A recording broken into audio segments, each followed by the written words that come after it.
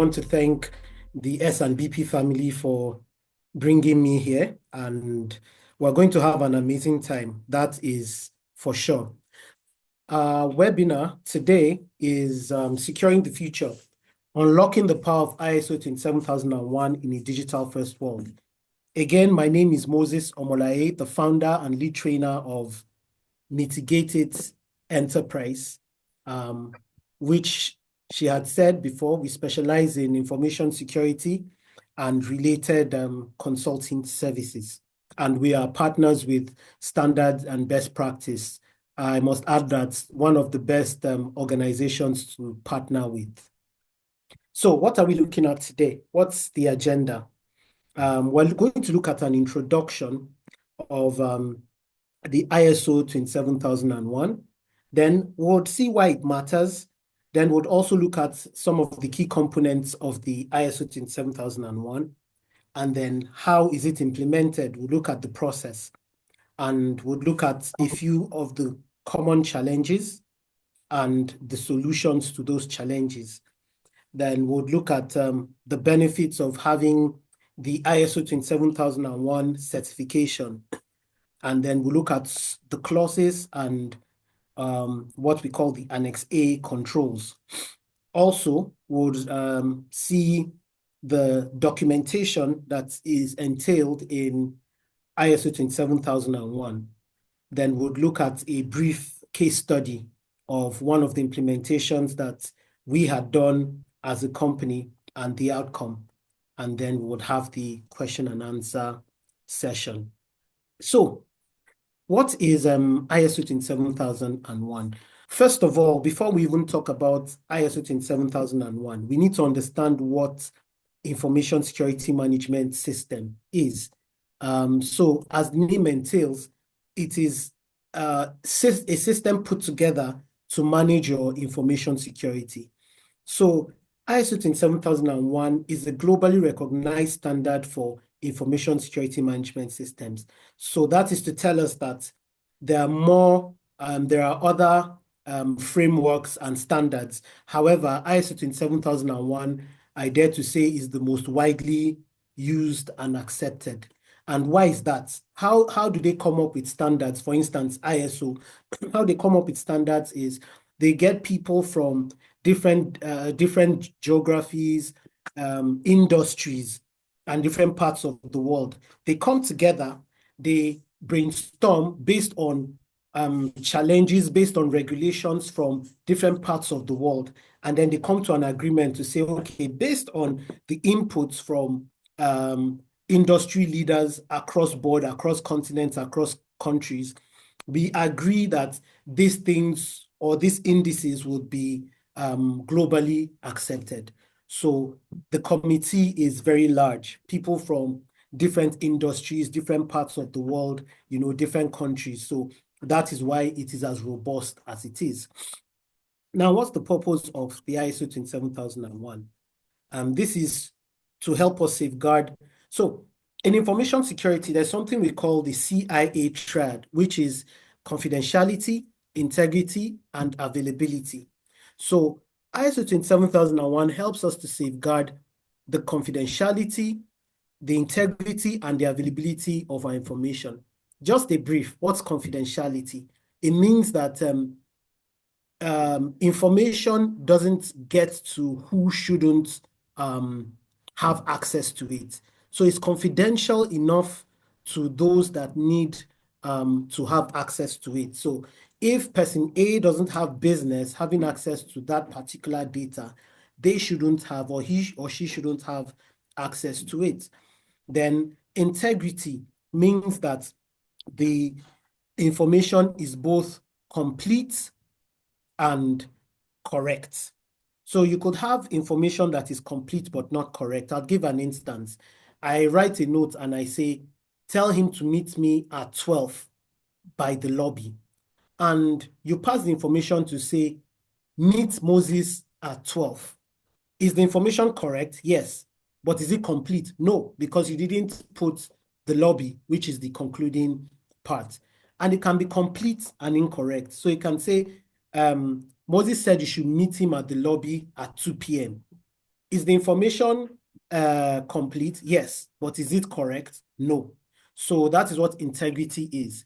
So you have to make sure that the state of the data is not changed, from what it is intended to be. And then the availability, meaning that it should be available to who needs to have it when they need to have it. So that is what availability is. So in a nutshell, the ISO 27001 helps us to safeguard the core or the backbone of information security, which is the confidentiality, integrity, and availability. Okay, I'm trying not to go too fast. Then also, what's the applicability? So you would ask, where or how is the ISO 27001 applicable? Now, it's applicable to all types of organizations. That is, regardless of the size, regardless of the industry, it's applicable. It doesn't matter what you do because you use data across board and you have information across board. It doesn't matter what kind of information, but information has to be secure. So whether it's information from like the myth about the secret formula of Coca-Cola or information about a product as a financial institution that you are coming up with to be ahead of your competition, I mean, that needs to be secure. You don't want it everywhere. And then you could be a POS stand or you could be a spa. It doesn't matter. You just want your information, your data to be secure. So it's applicable to every size and every kind of business. So why does ISO 27001 matter? As we have said, it protects sensitive data. Now, when you protect sensitive data, it reduces the risk of data breaches. So I tell people, just like poverty, risks or possible risks cannot be eradicated, but it can be reduced. So I don't believe in poverty alleviation, but poverty reduction. You can reduce it to the barest minimum, just like protecting your sensitive data. You cannot totally alleviate risks, but you can reduce the chances to the barest minimum. Then it also builds customer trust. Because when you say a company that, for instance, is being certified to ISO 27001, it also gives the customers or stakeholders that trust that you are doing things right, meaning that you're handling data properly, you're handling data carefully, so it gives that trust. And then also, it helps to align with regulatory compliance. In Europe, we have the GDPR, which is for data protection. In Nigeria, it's called, and right now, the NDPA, because it's gone from regulation to an act.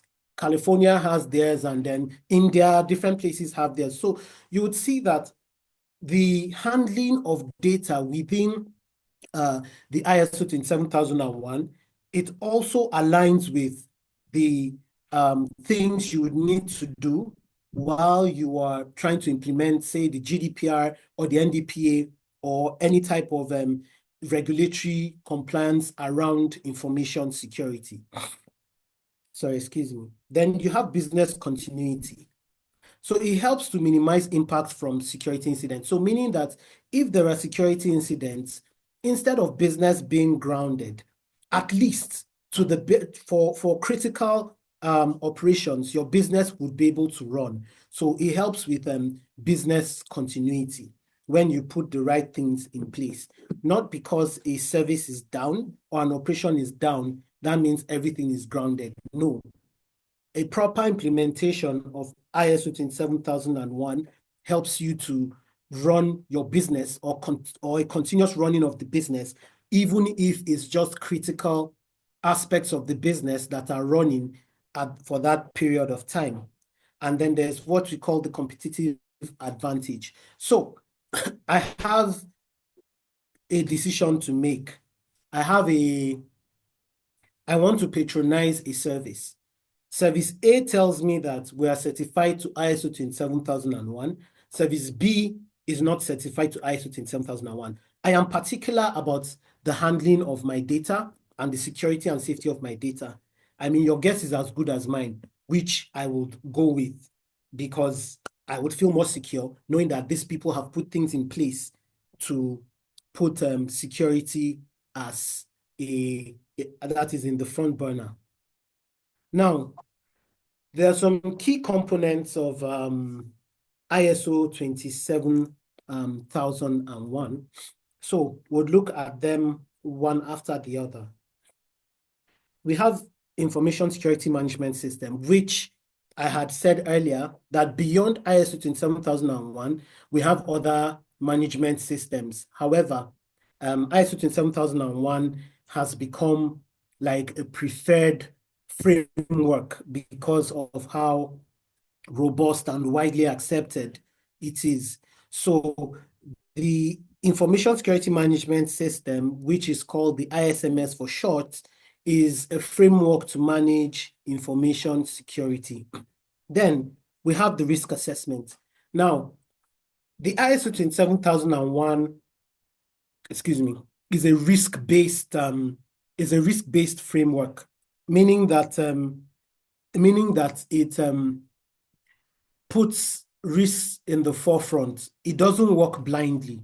So you don't just implement things without understanding why you're implementing them, what the loopholes are, and the future of how to secure the future.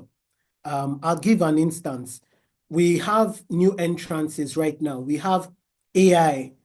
AI has come into place. We have, machine learning. We have all of that. Now, we have to put those things into consideration. But how do we do that if we're not able to assess the possible risk? So basically, what is risk assessment? Is the identification, evaluation, and the mitigation of risks. So that is what risk assessment is. So that is why we say it is risk-based. There is no ISO 27001 without risk assessment. Then we have what we call the Annex A controls. Now, the Annex A controls are controls that you put in place to be able to help mitigate risks.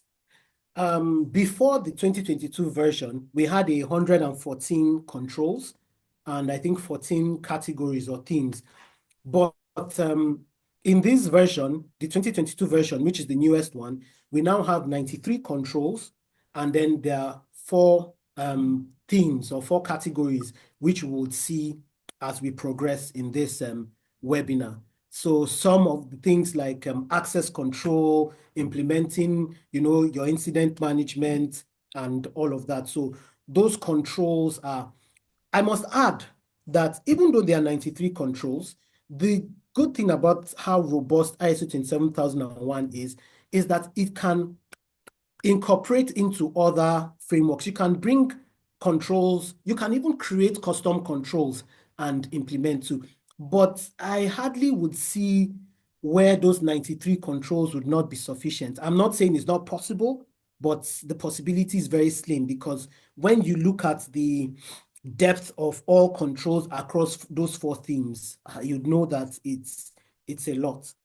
Then we have what we call the context of the organization. So before you can even do an implementation, you need to understand the context within which the organization is operating. So it's just like driving a car and blindfolding yourself. And you say, are you driving? Yes. But are you driving in the right direction? Obviously, or maybe not.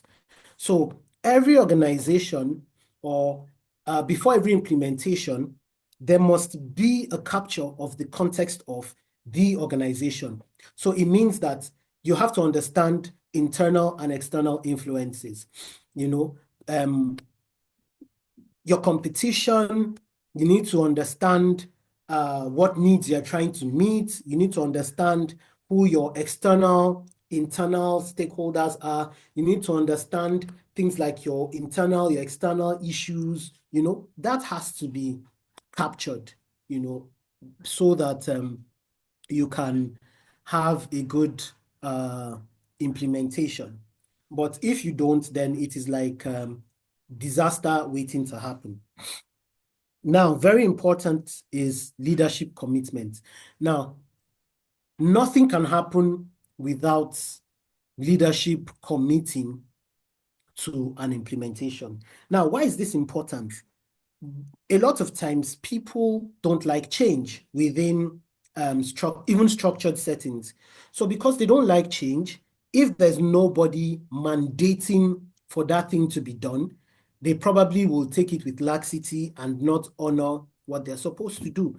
But where there's management commitment, it means that management not only reads the Riot Act, management makes sure that there's something like, for instance, the information security policy, segregation of duties, and then everybody knows where they fit in the whole scheme of your ISO 27001. And also, you would know that there are consequences for not falling in line. So you see why management commitment is very key.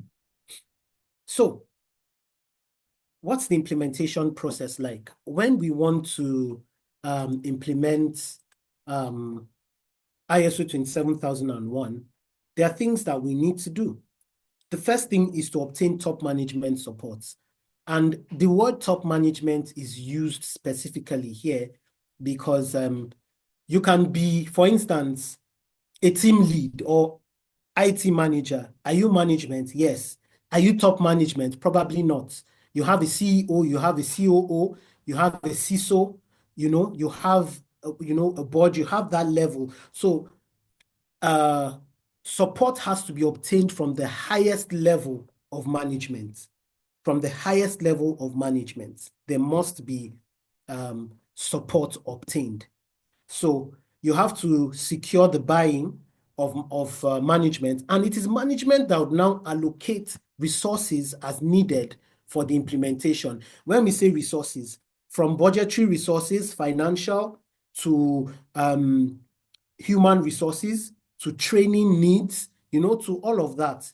I do not think for instance, an IT manager, for instance, would have the power to do all of that because there would be someone above, like at the top level in management, that does the approvals for certain things. Or even if he has some powers, those powers will be limited. So you need people that have the absolute power to move bricks, left or right. Then you have to define the scope and the objectives. So you do not implement without knowing how deep and how wide you want to go. I'll give an instance. While implementing, you can implement your ISO 27001 either company-wide throughout the company, or it can be specific to certain functions and departments. So you can have a company and say, no, this is applicable to only department A, B, C, or throughout the whole company. Now you have, so after defining the scope, then why are you implementing? What is the objective of this implementation? Now, our objective is to reduce risk in maybe area A, area B, area C, or reduce leakages of information going out to where they shouldn't go to. So basically, the scope and objective they go hand in hand. The scope determines the depth and the length to which you go, and then the objective drills down to why you are doing the implementation. Again, you now go to risk assessment. Remember earlier I had said that the ISO 27001 is a um, is a risk-driven framework. So take risk out of it, then there is no ISO 27001. So what is a risk assessment? It's basically identifying the risks. And then after identifying this, you now prioritize risk. So for instance, you could have a risk. The likelihood of that risk may be high, but the impact may be little. Then you have another risk that the likelihood is very low, but the impact, if it happens, is high. So you need to put those indices together and then identify and prioritize risks, because you do not want to handle least important before the most important. So the most pressing ones go above the least pressing ones. Then you develop policies and procedures. It is impossible to have an ISO information security 27001 information security management system program without having your policies or your procedure documents. It's very impossible, because starting with excuse me, your information security policy.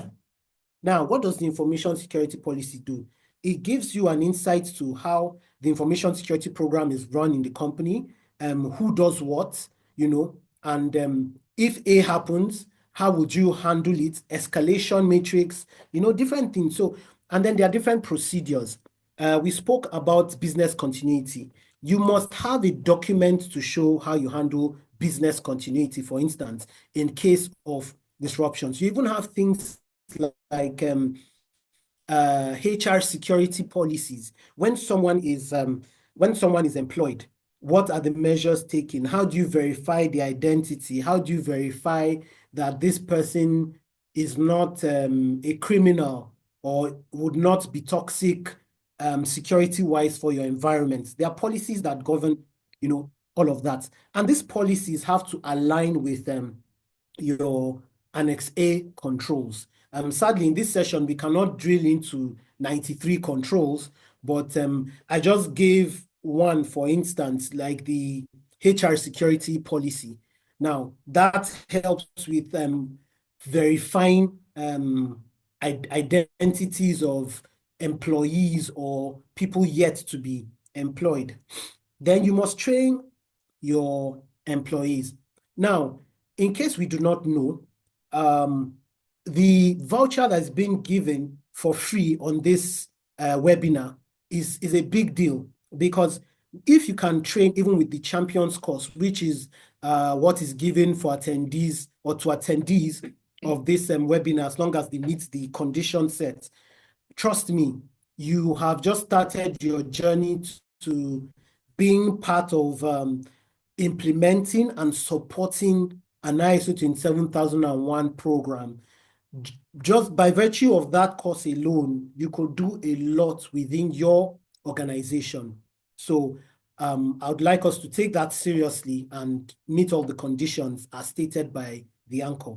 So you need to train people. Some people you need to have internal auditors, then you need to have support staff who need to, and champions who need to be able to be part of the running of the ISMS. Because one thing is, after implementing, it has to run. It has to run. You buy a car, and when you buy a car, you must fuel the car, and you must constantly fuel the car for the car to keep moving. So that's just how it is. Then you have to monitor and improve. Why do you monitor, and how do you monitor? That's why you have things like evaluations, you have internal audits. So when you monitor, it helps you to see gaps and what we call OFIs, opportunities for improvement. So we're not doing this thing badly, but it can be done better. So that is why you should monitor and improve. So we have some common challenges. We have some common challenges. So this, like number one, is a very practical one. You have a management that wants everything to go well, They do not want leakages when it comes to the security of information and all of that, but they do not give the appropriate support. So how do you mitigate that problem? You present a strong business case. It's not enough to just go and say, this is good and this can help us. No, when you attach value to everything, when you tell your management that if we have, for instance, this kind of breach, it can cost us $2 million, our reputation, and 3 years to recover. They will listen to you because you've attached something of value. But when you just go and say, let us implement ISO 27001 so that we have a good information security program. That is not strong enough. So you have to present a strong business case, and anything you attach to money, I am sure that there would be response. Then again, the complexity of implementation. Sometimes we like to make a simple thing hard. So people think that it is more valuable when you complicate things. No. So if it's a very big implementation, for instance, or a very dynamic environment, what do? You just break it down into phases. In this first phase, this is what we want to achieve. In this second phase, this is what we want to achieve. And then you break it down, and then you find out that over time, you're making progress as opposed to making it so complex. And then at the end of the day, there's confusion because one process is running into the other and the other is running into the other. So just break it down into manageable phases. Functional word being manageable, because you do not want to have a program that you cannot manage. That is one of the bedrocks of having an effective information security management system. In this case, following the ISO 27001 framework, it has to be manageable. So that is very key. We spoke about staff resistance earlier. Change sometimes, people are used to the fact that they've done the same thing the same way forever. But then again, you have to tackle that. How do you do that? Training programs, awareness programs. Now, these things could be both very formal and informal. For instance, I log into my computer, a script has already been done backend where when I log in, there's a pop-up. Have you shared your password today, or you shouldn't share your password? Or just the consequence of doing this, like this is what a phishing mail is. These are the consequences. So you're sensitizing them. Then you also have typical trainings. In some cases, you could even gamify it to make it, interesting. All that's you could do that to make it interesting. And then that way, you'd see that you're starting to break the resistance from staff because they're starting to understand that, oh, this is what this is about. This is not about making work harder for us, or this is not about putting bottlenecks for us, but instead, it's about giving us a more secure environment. Then also, we have keeping the system up to date. So that's why we do audits, we do reviews, we do updates, because sometimes processes change, even context, an organization's context can change. So you have to update your program to fit to what is obtainable at that point in time. So anything can change, even procedure, structure can change. And by virtue of the change in structure, it could change some procedures, some processes. So that means that some things may have to change. So we have some benefits. We just touched a few here of implementing the ISO 27001. So we shared them into internal and external benefits. So what are some of the internal benefits? It gives us a structured approach to managing risks. You do not want to be in a jungle as an organization. So everything should be procedural. Where there are risks, if you identify a risk, how do we deal with this risk? Or how do we deal with risk? What's the escalation matrix? You have to have all of that in a structured manner. And there's something called the law of process and flow. Where there's a process, there will be flow. So that brings us to our next point. It gives us improved operational efficiency. So because you've put things in place, it means that it's a more efficient environment. Just imagine that environment. You had a threat. You handle it this way this time. Then the next time you handle it that way. Like, it's so random. So you cannot even come up with proper ways to eventually of preparation for the future if you're random. Because if there's a trend and you consistently treat the trend a certain way, that way you come up with deductions to say, oh, when this happens, these are the ways to handle this kind of risks, because from our experience, this is how it has been handled, and it has proven to be effective. Then we have external benefits. Of course, it would enhance your reputation. It's a big deal when you see companies will do newspaper publications. We have been certified to ISO 27001. It's a big deal. Now, I'll tell you why. There are I'll use Microsoft as an example. There's a level of partnership with a company like Microsoft you would have as a company that they cannot give to you unless you are certified to standards like ISO 27001. And then that's because they believe that, oh, these people have the things in place, and it means that their reputation is in place. It means that the chances of certain things happening is minimal. And even if those things happen, they have things in place to mitigate those risks. And then, like I had said, increase trust with the clients and partners. So in this case, it increases trust. Oh, we can go to sleep. We know that you have things in place to take care of our assets, information assets in this regard. And then it's easier to access global markets. Again, the Microsoft example, if you're not certified to these things, you can't even do business with them. As a Nigerian company, I can pitch for a job in the UK, for instance, because I am certified to an international standard that may just be a major requirement to be able to do that job. So we have 10 clauses in the ISO 27001, just like every other ISO.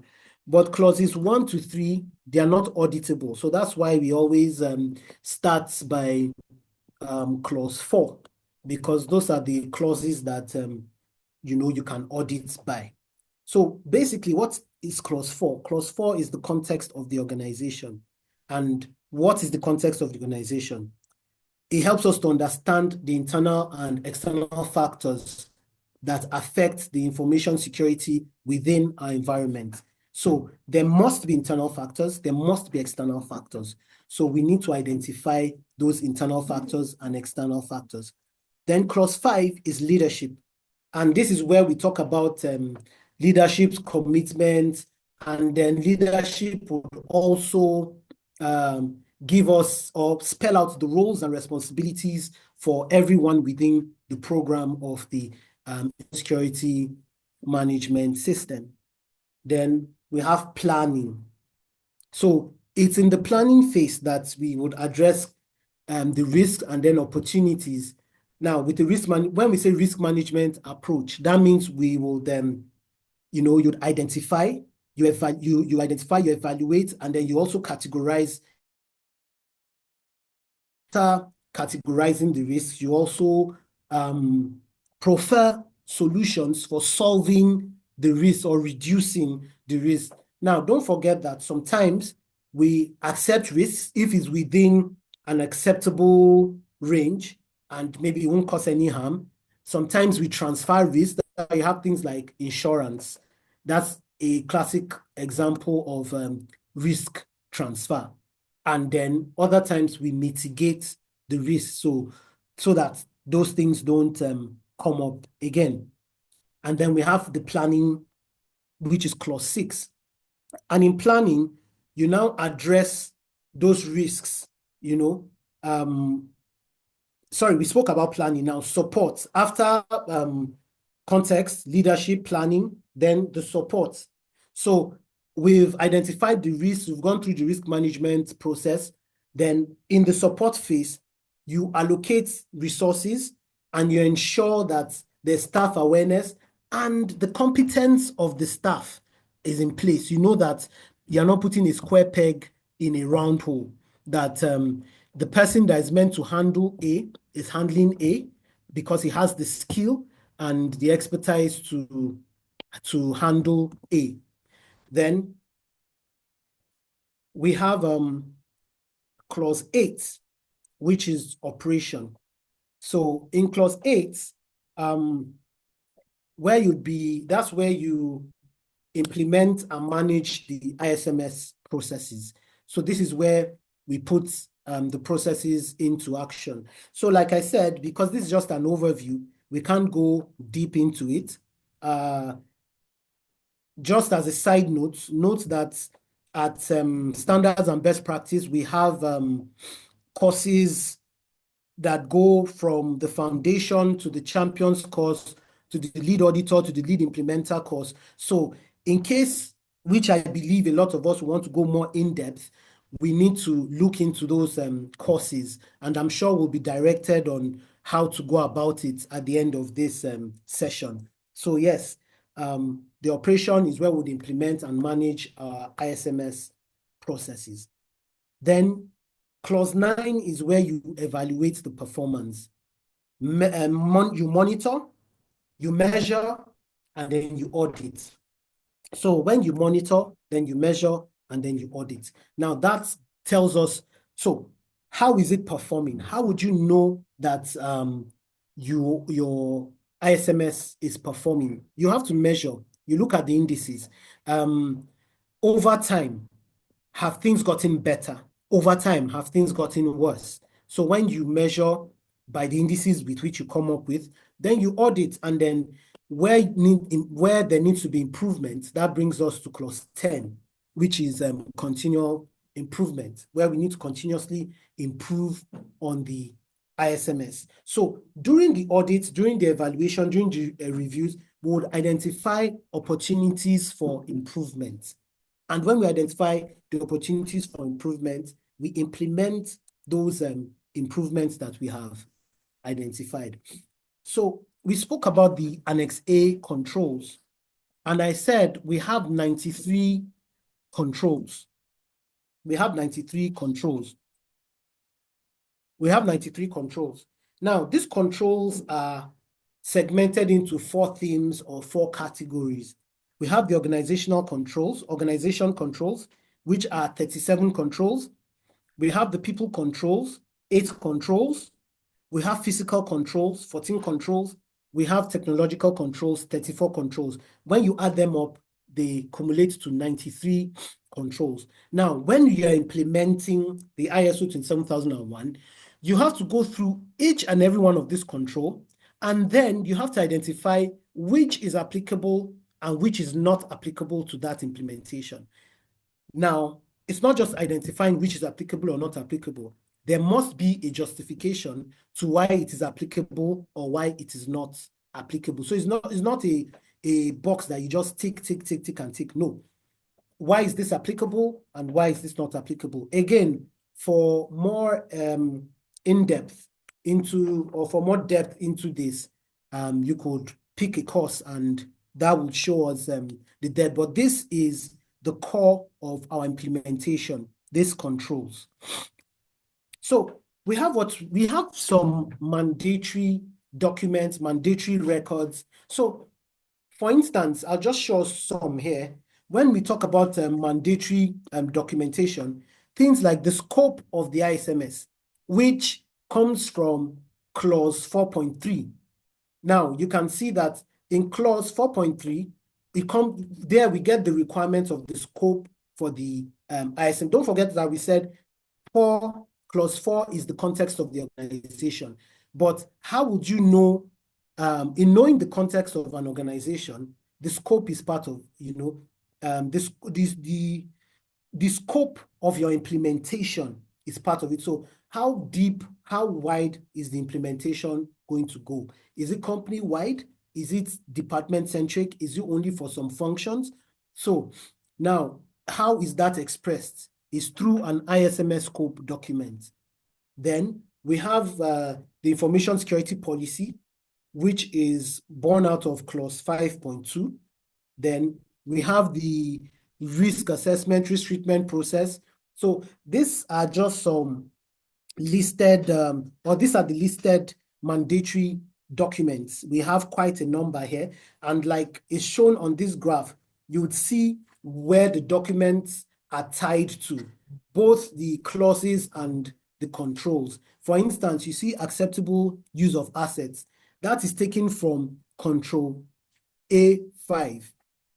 If you look at A5A or control A5 is the organization control.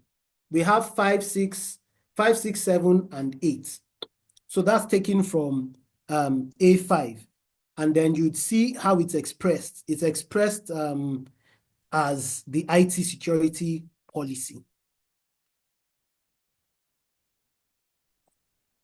Then we have what you call mandatory records. Now, we have mandatory records. For instance, things like proof of training, the skills, experience, and qualification of your staff. You have to provide like the training certificates, their CVs, and all of that. You have things like results of internal audits, your internal audit reports. You have your internal audit program. You must have an internal audit program. Then results of corrective actions, you have that too. Then there are non-mandatory documents. Now, how the non-mandatory documents work is that depending on the nature of your implementation or your business organization, all may not apply. So you pick the one that applies to you and you put it to work. So these are just some listed here. When we get the slides, we'll see them there too. So it brings us to our case study. We had an implementation to do a client. Let's call them ABC Limited. Now, what was their challenge? They faced big challenges in securing, their sensitive data, client data, and then they were never meeting compliance requirements, and that was a big in the news. You're always hearing that there's a sanction. If in the news, you're always hearing that there's a sanction for a company that you're invested in, I'm sure you would not like that. So we came in, and when we came in, we now said, okay, let's look at this, let's implement. So what did we do? The first thing we did was to conduct a thorough risk assessment. Then, after we did that, went through the motions, we now defined clear policies and procedures for the ISMS. And then we also trained the employees and then on the information security things they needed to know. And then we did awareness. Now, what was the outcome? First of all, they achieved the ISO 27001 certification. But before they did that, it meant that things were in place because there would be like external audits before you even get the certification. And then this now enhanced the client trust and then the operational efficiency. Those bottlenecks that when they were dropping the ball, they found out that that wasn't the case anymore. And then clients started seeing improved privacy and all of that, and it made them happier. And then there was the reduced risk of security breaches, meaning that the security breaches dipped. That is the frequency of which they had, because at some point it was like a free-for-all environment. It really dipped. And then this was exactly in the words of the client, and that's why it's in quotes. They said, the ISO certification, ISO 27001 certification was a game changer for our business. So that is just one of the many implementations we've gone through, and we know how much it has saved organizations and businesses. So what are some of the things that this webinar has spoken about? We said that the ISO 27001 is an international standard for managing information security. And we also said that it protects the confidentiality, integrity, and the availability of information assets. And then it addresses growing cyber threats like ransomware, phishing. We see that all the time, where an email is sent and they say click to, and then you click, and then next thing they take over your system, or they have access to your network or something. And then we now said that there are 10 clauses in the ISO 27001, some of which we saw, and 93 controls. And then the ISO 27001 documentation, it's divided into the mandatory and non-mandatory documents, like we saw just a few slides before this. And then ISO 27001 is critical for mitigating risks, for helping organizations achieve compliance, and also securing information. Thank you very much. Thank you.